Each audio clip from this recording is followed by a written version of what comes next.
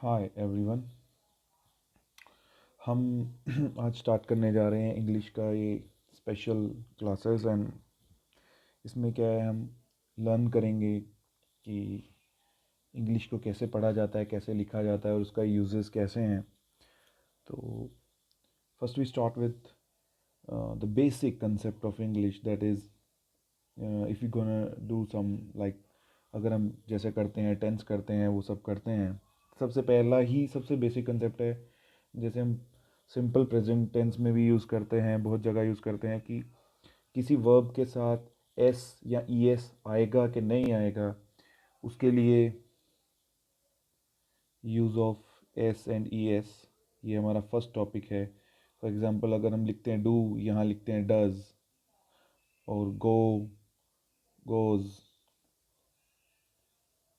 या कुछ cut cuts, ये एस या ई एस क्यों आ रहा है, कहाँ से आ रहा है, हमें यही देखना है।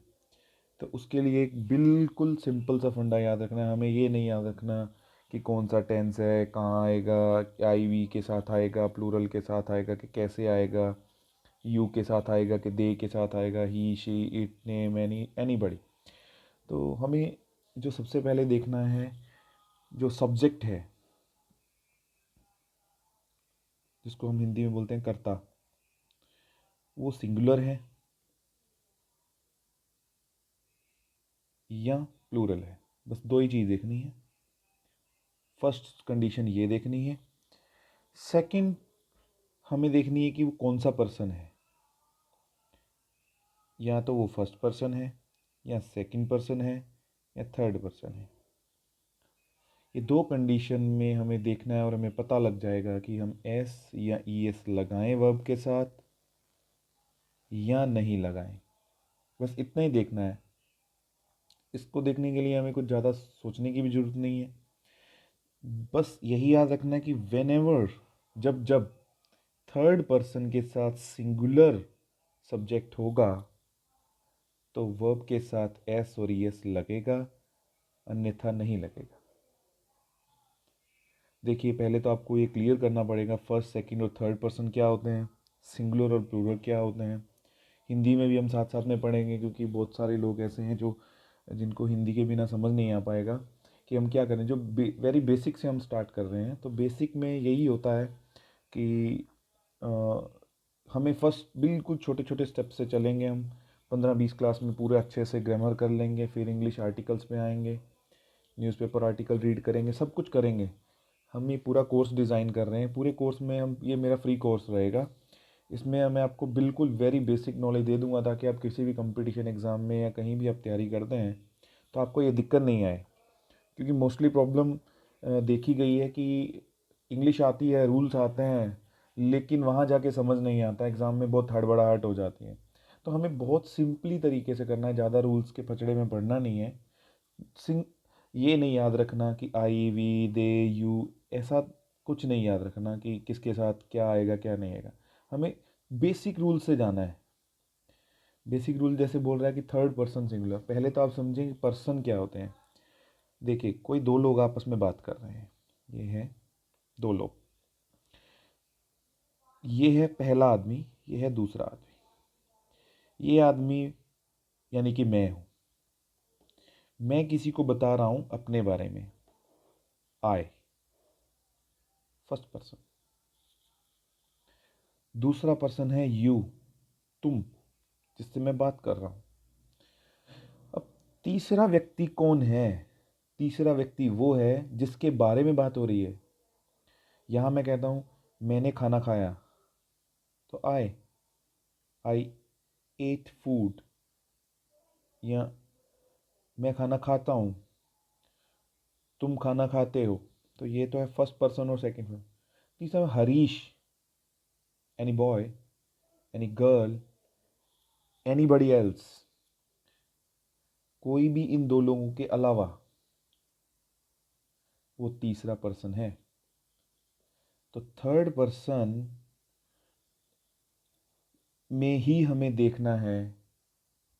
एक तो बात याद रखें, फर्स्ट पर्सन और सेकंड पर्सन के साथ एस या ई एस आता ही नहीं। आता तो सिर्फ थर्ड पर्सन के साथ है, और थर्ड पर्सन के साथ कब आता है, जब वो एक वचन में हो।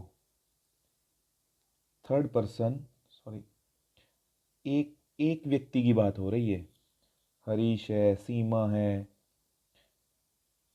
सरफराज है, कोई भी है, फॉर एग्जांपल एनीबडी।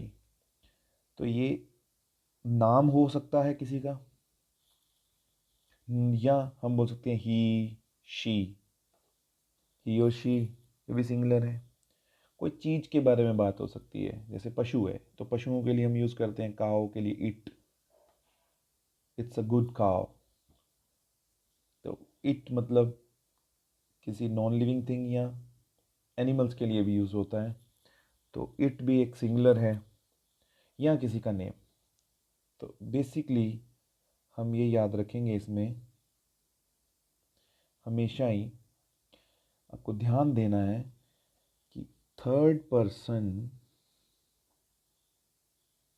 सिंगुलर हो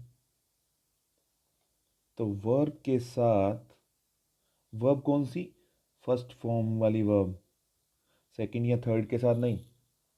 वर्ब यानी क्रिया, क्रिया मतलब कुछ काम, खाना पीना रहना धोना नहाना, ये सब वर्ब्स हैं। चलना दौड़ना उठना बैठना, ये कुछ भी काम होना एक वर्ब है, यानी क्रिया, कुछ भी क्रिया होना, कुछ भी काम होना, वो एक वर्ब है।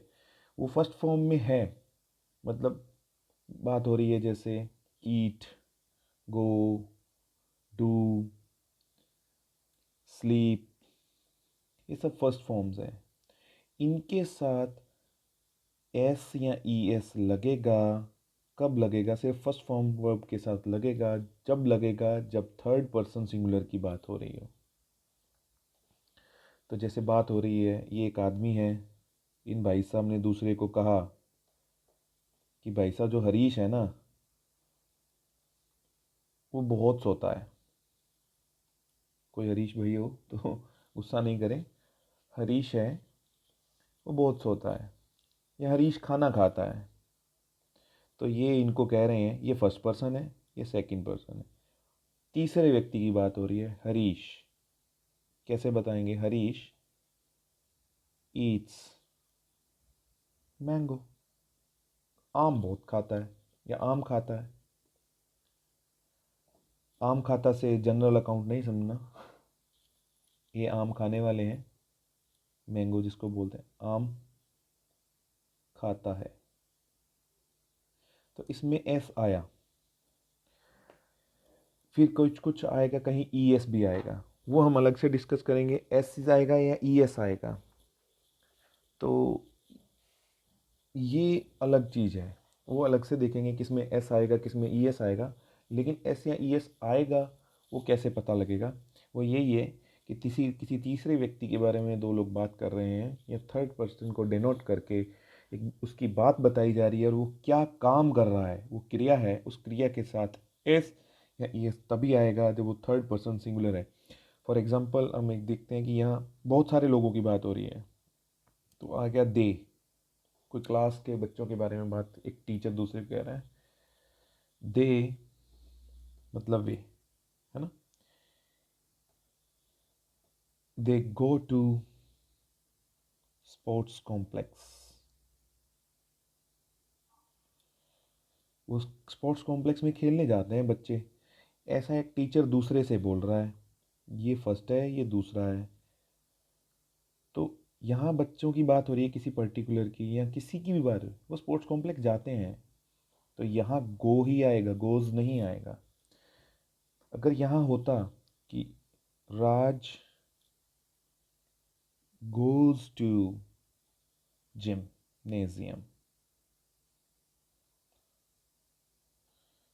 यानी कि राज जिम जा रहा है या जिम्नेजियम जा रहा है, तो उसमें एस या ई एस आएगा, क्योंकि राज अब यहाँ सिंगुलर पर्सन है, हमें ध्यान रखना है थर्ड पर्सन की, राज है तो थर्ड पर्सन, लेकिन एक ही आदमी है।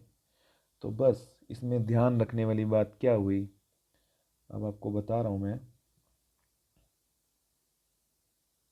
देखिए, तो देखिए फर्स्ट पर्सन है आई या वी, कलेक्टिवली, ये आई फर्स्ट पर्सन है, वी भी फर्स्ट पर्सन है, ये सिंगुलर फर्स्ट पर्सन है, ये प्लूरल फर्स्ट पर्सन है। दो चार लोग खड़े हैं और अपने बारे में बात कर रहे हैं कि हम लोग जाएंगे, तो हम लोग कलेक्टिवली बात हो रही है। यहाँ पे फर्स्ट पर्सन के तरीके से ही बात हो रही है, या एक चिट्ठी लिख के किसी को डाल रहे हैं कि हम यूनियन के लोग स्ट्राइक पर जाएंगे या जाते हैं, तो वो एक फर्स्ट पर्सन ही है, दूसरे व्यक्ति को बात पहुंचाई जा रही है फर्स्ट पर्सन के द्वारा। ये सिंगुलर फर्स्ट पर्सन है, ये प्लूरल फर्स्ट पर्सन है। फिर जिस सेकंड पर्सन कौन होता है, यू। और थर्ड पर्सन में आ जाते हैं दे, ये प्लूरल है। और सिंगुलर में क्या आते हैं, ही, शी, इट और any name. He, she, it और नेम, ये सब क्या है, सिंगुलर थर्ड पर्सन है। तो अब बेसिक रूल तो है, सिंगुलर थर्ड पर्सन के साथ एस या ई एस आता है। तो या तो आप ये याद रखें कि ही, शी, इट और एनी नेम, इनके साथ सिंगुलर ये थर्ड पर्सन है, उनके साथ एस ई एस आएगा। बाकी आई वी दे यू के साथ नहीं आएगा। आप शॉर्टकट में भी याद रख सकते हैं, आई वी दे यू के साथ एस या ई एस नहीं आता, और ही, शी, इट और नेम के साथ एस या ई एस आता है। तो ये बिल्कुल बेसिक सा कंसेप्ट है। हम ऐसे रट्टा मार सकते हैं कि आई वी दे यू के साथ नहीं आएगा, ही, शी, इट और नेम के साथ आएगा। पर इससे बेटर जो एक्चुअल में है, इंग्लिश का रूल है, वो ये है कि सिंगुलर हो और थर्ड पर्सन हो तो आएगा। पर्सन वाइज याद रखें कि तीसरे व्यक्ति के बारे में बात हो रही है और वो सिंगुलर आदमी के बारे में बात हो रही है, तो ऐसे ही यस आएगा।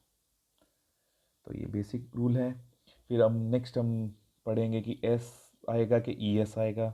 वो नेक्स्ट वीडियो के लिए आप थोड़ा वेट कीजिए, उसमें आपको मैं बताऊंगा कहाँ एस आएगा और कहाँ ई एस आएगा। छोटा सा है, 2-4 मिनट की बात है। उसके साथ साथ हम नेक्स्ट हम उसमें पढ़ेंगे, टेंसेस पढ़ेंगे और कैसे यूज़ होता है टेंसेस का। ये पहले बताना इसलिए ज़रूरी था क्योंकि हम टेंसेस में जो स्टार्टिंग करेंगे सिंपल प्रेजेंट से, या कुछ भी 12 टेंस हैं, टेंस मतलब काल, तो उनको पढ़ने के लिए बताना ज़रूरी था। ये मेरी प्री वीडियो है जिससे हम बता सकेंगे कि हमें इजी रहेगा। बहुत सारे यूजेस पढ़ेंगे, has, have, am, are, had, ये सब जो हेल्पिंग वर्ब्स हैं, टेंसेस हैं, ये सब पढ़ेंगे। थोड़ा इंग्लिश में टच में आएंगे और उसके बाद हम कर देंगे, इसको हो जाएगा, घबराने की ज़रूरत नहीं है। मेरी सभी जितने भी आप पढ़ने वाले बच्चे हैं या जो भी हैं, आप ये देखें कि आप कंपटीशन की एक तैयारी कर रहे हैं या किसी में कर रहे हैं, उसमें ज़्यादा दिक्कत आ रही है। क्योंकि जो हिंदी मीडियम से हैं उनको ज़्यादा दिक्कत आ रही है, क्योंकि हिंदी मीडियम में पढ़ाने वाला कोई है नहीं। बहुत कम लोग हैं जो इंग्लिश पढ़ाएंगे, लेकिन वो इंग्लिश में ही पढ़ाएंगे, या हिंदी में पढ़ाएंगे तो नहीं कर पाएंगे ऐसा कि बेसिक रूल से पढ़ाएं और धीरे धीरे धीरे स्टेप पे लेके जाएं कि वो स्टेप बाय स्टेप एक अच्छी इंग्लिश बोलें या पढ़ें या लिखें या ऐसे राइटिंग करें जो कंपटीशन में बेसिकली यूज़ हो रहा है। और बिना इंग्लिश के हम अब कर नहीं पा रहे हैं। बहुत बहुत ही बच्चे हैं इसमें पिछड़ जाते हैं। बाकी सब सब्जेक्ट अच्छे हैं, मैथमेटिक्स अच्छा है, रीजनिंग अच्छा है, जीके अच्छा है, लेकिन इंग्लिश में कम होने की वजह से वो फाइट नहीं कर पा रहे हैं। तो उनके साथ मैं हूँ, आपको घबराने की जरूरत नहीं है। मैथ, रीजनिंग और जीके भी मैं आपको बताता रहूँगा साथ साथ में। मैं क्रैक कर चुका हूँ एग्ज़ाम्स बहुत सारे, और अभी जॉब में भी हूँ, तो साथ साथ में मेरे को जैसे टाइम मिलता रहेगा मैं आपको ये वीडियोस प्रोवाइड कराता रहूँगा। Thank you.